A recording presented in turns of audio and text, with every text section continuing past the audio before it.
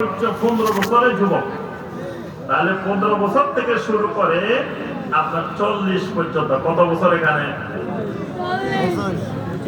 আর এই এলাকায় মানে অঙ্কের মাস্টার দুর্বল 25 বছর, অর্থাৎ 15 বছর থেকে 40, এই 25 বছর যৌবনকাল। আল্লাহ রাব্বুল আলামিন আল্লাহর পরিচয় দিতে গিয়ে আল্লাহ বলছেন আল্লাহুল্লাযী খালাকাকুম মিন দুফিন, আল্লাহ হলেন তিনি যিনি তোমাদেরকে দুর্বল অবস্থা থেকে সৃষ্টি করেছেন। ওই দুর্বল অবস্থা থেকে সুম্মা জাআলা মিন বাদি দুফিন কুওয়াতান, তোমাদেরকে ওই দুর্বল অবস্থা থেকে আল্লাহ রাব্বুল আলামিন শক্তিশালী বানিয়েছেন। আবার ওই শক্তিশালী থেকে আবার পরিবর্তন করে আল্লাহ রাব্বুল আলামিন তোমাদেরকে ওই দুর্বল অবস্থায় নিয়ে গেছেন। আচ্ছা, এবার বলেন দেখি, চার পায়ে হাঁটছেন কে কে? সবাই। আপনারা চার পায়ে হাঁটছেন কোনদিন? মাশাআল্লাহ। আচ্ছা, তিন পায়ে হাঁটেন কে কে? কেউ হাঁটেন না? বুড়া মানুষ। তাহলে এই এলাকায় বুড়া মানুষ নাই মনে হয়। তিন পায়ে হাঁটার মানুষ আছে?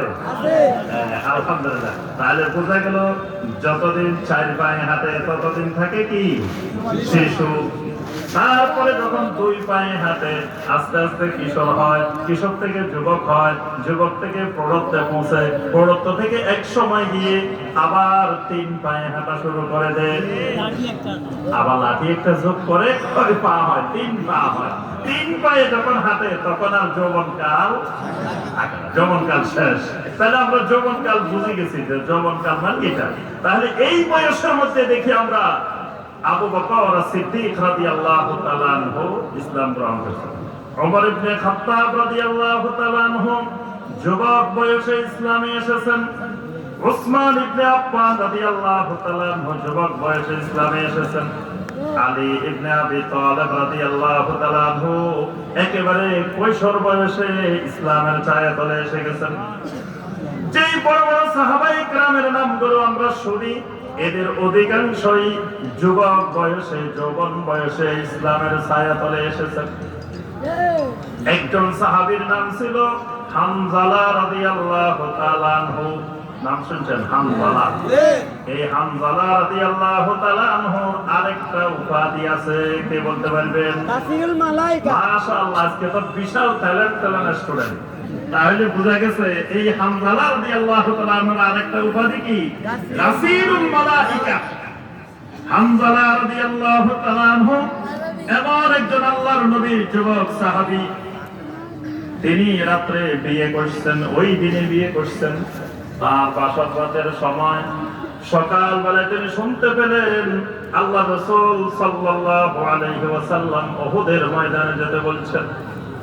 হানজালা রাদিয়াল্লাহু তাআলা চিন্তা করলেন, আমি যদি এখন গোসল করতে যাই, আমার ফরজ গোসল যদি আদায় করতে যাই, ওই দিকে যদি উহুদের ময়দানে ইসলামের উপরে কোনো আক্রমণ এসে যায়, যদি আমার রাসূলের উপরে কোনো আক্রমণ এসে যায়, যদি ওই দিকে আল্লাহর দ্বীনের কোনো ক্ষতি হয়ে যায়, আমি হানজালা যদি গোসল করতে করতে বিলম্ব হয়ে যায়, তাহলে কিয়ামতের ময়দানে যখন আল্লাহ রাব্বুল আলামিনের সামনে আমার দেখা হবে, তখন আমি হানজালা কি জবাব দেব? তিনি ফরজ গোসল ছেড়ে জিহাদের ময়দানে, উহুদের ময়দানে চলে গেছেন। উহুদের ময়দানে গিয়ে হানজালা রাদিয়াল্লাহু তাআলা শহীদ হয়ে গেলেন। এখন দেখা গেল সবার লাশ পাওয়া গেছে। নবী সাল্লাল্লাহু আলাইহি ওয়াসাল্লাম লাশগুলো একত্রিত করতে বললেন। সবার লাশ খুঁজে পাওয়া গেছে, কিন্তু হানজালা রাদিয়াল্লাহু তাআলার লাশ খুঁজে পাওয়া যাচ্ছে না। চতুর্দিকে খোঁজা হচ্ছে। কেউ বলতেছেন যে কাফেররা মনে হয় হানজালা রাদিয়াল্লাহু তাআলার লাশটাকে মনে নিয়ে গেছে। খুঁজতে খুঁজতে অনেকক্ষণ পরে আল্লাহ রাসূল সাল্লাল্লাহু আলাইহি ওয়াসাল্লাম দেখাইলেন, ওই যে দেখো, ওই যে দেখো, টফ টফ করে নিচের দিকে পানি পড়তেছে, হানজালাকে আল্লাহর ফেরেশতারা গোসল দিতেছে। সাহাবায়ে কেরাম বলেন, আমরা হানজালার লাশটা দেখতেছি না উপরের দিকে, কিন্তু পানি পড়তেছে, ওই পানি আমরা উহুদের ময়দান থেকে দেখতেছি। সুবহানাল্লাহ। এই জন্য হানজালা রাদিয়াল্লাহু তাআলা আনহুকে বলা হয় গাসিরুল মালায়েকা, যাকে আল্লাহর ফেরেশতারা গোসল দিয়েছেন। এই যে সাহাবী আল্লাহর দ্বীনের জন্য এত বড় কোরবানি দিলেন, এটা কি মুরব্বী সাহাবী না যুবক সাহাবী? যুবক সাহাবী। আম্মার ইবনে ইয়াসির রাদিয়াল্লাহু তাআলা আনহু, আরেক যুবক সাহাবীর নাম আম্মার ইবনে ইয়াসির রাদিয়াল্লাহু তাআলা আনহু। আম্মার ইবনে ইয়াসির রাদিয়াল্লাহু তাআলা আনহু একদিন কাঁদতে কাঁদতে আল্লাহ রাসূল সাল্লাল্লাহু আলাইহি ওয়াসাল্লামের সামনে আসলেন। আসি বলেন, ইয়া রাসূলুল্লাহ সাল্লাল্লাহু আলাইহি ওয়াসাল্লাম, আমি তো বড় ধরনের কুফরি করে ফেলছি। আল্লাহ রাসূল সাল্লাল্লাহু আলাইহি ওয়াসাল্লাম বললেন, আম্মার তুমি কি কুফরি করছো, তুমি একটু বর্ণনা দাও। আম্মার ইবনে ইয়াসির রাদিয়াল্লাহু তাআলা আনহু বলেন, কাফেররা মুশরিকরা আমার সামনে নির্যাতন করতে করতে আমার আব্বারে শহীদ করে ফেলছে। আমার সামনে নির্যাতন করতে করতে আমার মা সুমাইয়া রাদিয়াল্লাহু তাআলা আনহাকে শহীদ করে ফেলছে। আমার নিজের চোখে দেখেছি আমার সামনে আমার মা কেমনে শহীদ হয়েছে, আমার বাবা কেমনে শহীদ হয়েছে। এরপরে আমার উপরে আমার নির্যাতন শুরু হয়ে গেল। নির্যাতন করতে করতে আমি আম্মার ইবনে ইয়াসির আর সহ্য করতে পারছি না। তখন মুশরিকেরা আমারে বলে, তুমি যদি তোমার নবীর একটু গালি দাও তাহলে তোমার ছাড়ে দিমু। ইয়া রাসূলুল্লাহ সাল্লাল্লাহু আলাইহি ওয়াসাল্লাম, ওই কঠিন অবস্থার মধ্যে আমি আপনারে গালি দিছি, আমি তো কুফরি করে ফেলছি, আমার ঈমান তো চলে গেছে। আল্লাহ রাসূল সাল্লাল্লাহু আলাইহি ওয়াসাল্লাম বললেন, আম্মার যে সময় তুমি আমি নবীকে গালি দিছো ওই সময় তোমার অন্তরের অবস্থাটা কেমন ছিল বলো দেখি।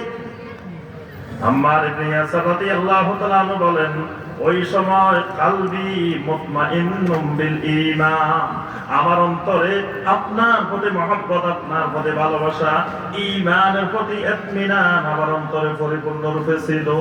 সুবহানাল্লাহ। আল্লাহ রাসূল সাল্লাল্লাহু আলাইহি ওয়াসাল্লাম বলেন, ফাইন আদু ফাউদ, ও আম্মার, যদি আবারও কাফের মুশরিকেরা তোমার এরকম নির্যাতন করে, যদি আমি নবীকে গালি দিতে বলে তুমি গালি দিও, তোমার ঈমানের কোনো অসুবিধা হবে না। আল্লাহু আকবার। আল্লাহ রাব্বুল আলামিন আম্মার ইবনে ইয়াসির রাদিয়াল্লাহু তাআলা আনহুর সমর্থনে কোরআনে কারীমের আয়াত নাযিল করে দিয়েছেন, মান কাফারা বিল্লাহি মিন বাদি ঈমানিহি, ঈমান আনার পরে কেউ যদি কুফরি করে, তবে আল্লাহ পাক বলেন ওই লোকটা বাদ দিয়ে যেই লোকটা কুফরি করছে, ওয়া কালবুহু মুতমাইন্নুম বিল ঈমান, যার অন্তরটা ঈমানের প্রতি পরিপূর্ণ ইতমিনান আছে। সুবহানাল্লাহ। তাহলে এই সাহাবী যুবক না বৃদ্ধ? এইরকম শত শত সাহাবায়ে কেরাম আল্লাহর দ্বীনের জন্য, আল্লাহর দ্বীনকে কায়েম করার জন্য, প্রতিষ্ঠিত করার জন্য জীবনের রক্ত ঢেলে দিয়েছেন, জীবনের সব বিসর্জন দিয়েছেন, সব কিছু পরিত্যাগ করেছেন। কিন্তু এই ক্ষেত্রে বৃদ্ধদের চাইতে যুবকদের অবদান বেশি। একজন সাহাবীর কথা বলে আমি এই পয়েন্ট শেষ করতেছি। একজন সাহাবী ছিলেন, এই সাহাবীর নাম হলো যুলবেজাদাইন, মূল নাম হলো আব্দুল্লাহ, উপাধি হলো যুলবেজাদাইন। বেজাদাইন মানে দুই টুকরা কম্বলওয়ালা, যুলবেজাদাইন মানে দুই টুকরা কম্বলওয়ালা। এই সাহাবী একজন টকবগে যুবক, তিনি ইসলাম গ্রহণ করেছেন। তিনি মদিনা মুনাওয়ারাতে হিজরত করে চলে যাবেন। আর আব্বা নাই, এতিম, বাবাহীন, চাচার তত্ত্বাবধানে থাকেন। চাচারে বললেন, চাচারে আমি মদিনা মুনাওয়ারায় আমার রাসূলের কাছে চলে যেতে চাই। চাচা উঠে বলে, তুমি যদি মদিনা যাও তোমার বাপের কোনো সম্পত্তি কিছুই দেওয়া হবে না। যুলবেজাদাইন রাদিয়াল্লাহু তাআলা বলেন, আমার জায়গার দরকার নাই, জমিনের দরকার নাই, বাড়ির দরকার নাই, ঘরের দরকার নাই, কিচ্ছু দরকার নাই, তারপরেও আমি মদিনায় আমার রাসূলের কাছে চলে যাব। এরপরে চাচা বলে, রাগ করে উঠে বলে, তুমি তো জায়গা জমিন দরকার নাই, ঠিক আছে, তবে তোমার ফরনের যে কাপড়টা আছে এই কাপড়টা নিয়েও তোমার মদিনা যাইতে দিব না। এই শরীরে যে কাপড়টা ছিল কাপড়টা টানমারে নিয়ে গেছে। যুলবেজাদাইন রাদিয়াল্লাহু তাআলা আনহু উলঙ্গ অবস্থায় দৌড়াই যায় ঘরে ঢুকছেন। মা দেখে ছেলের শরীরে কাপড় চোপড় নাই। মা দৌড়াই এনে একটা কম্বল, ছোট্ট একটা কম্বল ছেলেরে দিছে পরার জন্য। ছেলে কম্বলটাকে টেনে দুই টুকরা করে, এক টুকরা পড়ছেন নিচে পড়ছেন, এক টুকরা গায়ে দিছেন। এই দুই টুকরা কম্বল নিয়ে ছেলেটা মক্কা মুকাররমা থেকে মদিনা চলে গেছে। আল্লাহ রাসূল সাল্লাল্লাহু আলাইহি ওয়াসাল্লাম দেখেন কিরে এই যুবককে, যেই যুবকের ক্ষেত্রে কিছুই নাই, খালি নিচে এক টুকরা ছিঁড়া কম্বল, উপরে এক টুকরা ছিঁড়া কম্বল। আল্লাহ রাসূল সাল্লাল্লাহু আলাইহি ওয়াসাল্লাম জিজ্ঞাসা করলেন, যুবককে তোমার নাম কি? বলেন আমার নাম আব্দুল্লাহ। তো তোমার এই অবস্থা কেন? তিনি তার সব বর্ণনা দিলেন। আল্লাহ রাসূল সাল্লাল্লাহু আলাইহি ওয়াসাল্লাম বললেন, তুমি যুলবেজাদাইন। সাহাবায়ে কেরামকে বললেন, মসজিদে নববীতে তার থাকার ব্যবস্থা করো, তার সব ব্যবস্থাপনা করে দাও। তিনি মসজিদে নববীতে আসহাবুস সুফফার সদস্য হিসেবে থাকতেন।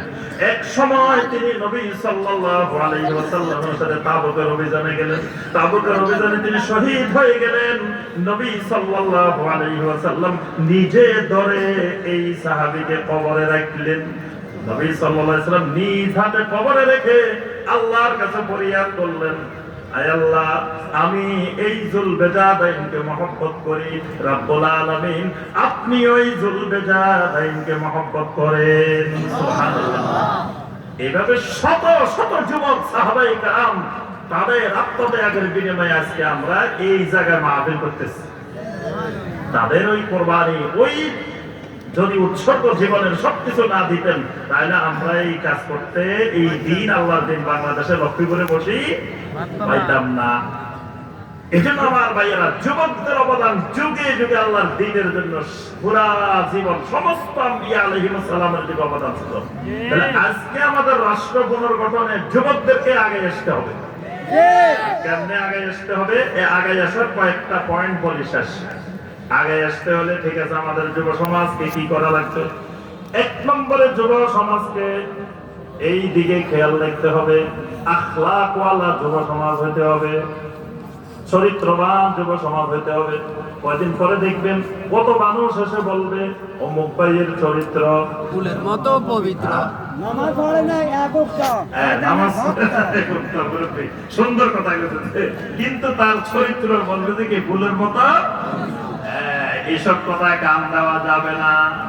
এই জন্য যুব সমাজকে প্রথমে নিজেরা চরিত্রবান হইতে হবে। আল্লাহ রাব্বুল আলামিন নবী সাল্লাল্লাহু আলাইহি ওয়াসাল্লামকে এই সমাজের সংস্কারের জন্য পাঠাইছেন, কিন্তু সাথে সাথে আল্লাহ রাব্বুল আলামিন একটা খুলুকে আযীম দিয়ে পাঠাইছেন, মহান চরিত্র দিয়ে পাঠাইছেন। সমাজ সংস্কার করতে হলে, রাষ্ট্র গঠন করতে হলে ওই যুব সমাজ হতে হবে চরিত্রওয়ালা, চরিত্রবান যুব সমাজ। যেই যুব সমাজ মাদক নিয়ে পড়ে থাকে, এই যুব সমাজ কোনোদিন রাষ্ট্র গঠন করতে, কারণ তো মাতাল যুব সমাজ। এই মতলে পড়ে থাকলে এরা কোন যুব সমাজ? মাতাল যুব সমাজ। এই জন্য যাতে মুসলিম দেশ বাংলাদেশ সুন্দরভাবে গড়ে না ওঠে, এই জন্য অনেকেই আমাদের যুব সমাজের কাছে মাদক সাপ্লাই দেয়। পৃথিবীর বিভিন্ন দিক থেকে বাংলাদেশে মাদক ঢুকে, কেন? যাতে এই যুবকগুলা মাতাল যুব সমাজ হয়। আর মাতাল যুব সমাজ হইলে ওই সমাজ কোনোদিন একটা সুন্দর সমাজ, সুন্দর রাষ্ট্র সেখানে গড়ে উঠবে না, সব তো নেশাগ্রস্ত হয়ে থাকবে। যুবকগুলোকে যদি নেশাগ্রস্ত বানানো যায়, ওই সমাজ ধ্বংস করার জন্য আর কিছু দরকার নেই। কারণ মাদক এমন জিনিস, আল খামার উম্মুল খাবায়েস, আল খামার উম্মুল ফাওয়াহিশ। মাদক এমন এক জিনিস, মাদক যখন আসে, মাদকের সাথে সাথে আরো অনেক জিনিস চলে আসে। মাদক আসলে ওখানে পর্নোগ্রাফি ঢুকে। দেখবেন যুব সমাজ যদি মাদক নেশাগ্রস্ত হয়, সে সারাদিন মোবাইল ছাড়া আর কিছু বুঝবে না, কারণ তার মোবাইলের মধ্যে দুনিয়ার পর্নোগ্রাফি, অশ্লীল ছবি সব আছে, সেগুলো দেখবে। আর যখন অশ্লীল ছবি দেখবে, পর্নোগ্রাফি দেখবে, এবার তাকে শয়তান উস্কানি দিবে, জেনা, ব্যভিচার, ইফতিজিং, অশ্লীলতার দিকে ধাবিত করবে। বর্তমানে আরেক শয়তানি মহা চক্রান্ত চলতেছে, এলজিবিটিকিউ। এই নাম শুনছেন? এই আজকের যুব সমাজ কিন্তু খুবই মেধাবী যুব সমাজ, এই জন্য সবাই শুনে গেছে। অনেক এলাকায় এটা শুনেই নেই, কিন্তু কৌশলে এটা তারা অনেক দূর আগাই গেছে। এই দেশের যুব সমাজকে ধ্বংস করার জন্য তারা বিভিন্ন রকমের এইসব নাম দিয়ে এসব স্লোগান দিয়ে তারা সমকামিতাকে বৈধ করার জন্য, সমকামিতাকে সমাজে প্রচলিত করার জন্য বিভিন্ন ধরনের সূক্ষ্ম সূক্ষ্ম কৌশল দিয়ে তারা ষড়যন্ত্র করে যাচ্ছে, কিন্তু আমরা অনেকেরই খবর নাই। তাহলে এই যুব সমাজকে ধ্বংস করার জন্য মাদক, যুব সমাজকে ধ্বংস করার জন্য পর্নোগ্রাফি, যুব সমাজকে ধ্বংস করার জন্য এলজিবিটিকিউ, যুব সমাজকে ধ্বংস করার জন্য গান বাজনা, গান বাজনার মধ্যে মাতিয়ে রাখতে পারলে ওই যুব সমাজের মাথায় ভালো কোনো চিন্তা আসবে না। এই জন্য যুব সমাজকে সবসময় এগুলো দিয়ে যদি রাখা যায়, তাহলে সমাজ রাষ্ট্র সুন্দর করে গঠন করা সম্ভব। এই কারণে আমাদেরকে যুব সমাজকে এগুলো থেকে মুক্ত হইতে হবে। প্রথম কথা, চরিত্রবান হইতে হবে। যত রকমের চরিত্র নষ্ট করে, চরিত্র নষ্টকারী সকল জিনিস থেকে যুব সমাজ বেঁচে থাকতে হবে। 2 নম্বর কথা, যুব সমাজের মধ্যে আল্লাহর ভয়, তাকওয়া বাড়াইতে হবে। কারণ তাকওয়াবিহীন আইন করে পাহারা দিয়ে মানুষকে কখনো অপরাধ মুক্ত করা যায় না। আইন করে বাধ্য করে কোনোদিন মানুষকে অপরাধ মুক্ত করা যায় না। তাহলে সে চুরি করিও করে।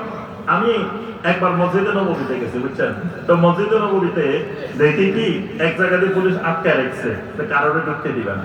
কয়েকজন বাঙালি বসে দিচ্ছে। তা আমি তো ভাই, এখানে তো ঢুকতে দিবে না, আপনারা বসে দিচ্ছেন কেন? ভাই, এরা তো সৌদি পুলিশ, আমরা বাঙালি কি জিনিস এরা এখনো বুঝে নাই। এইদেরকে ফাঁকি দিই কেমনে ঢুকি যাবো, এটা তোরা টেরে পাবে না।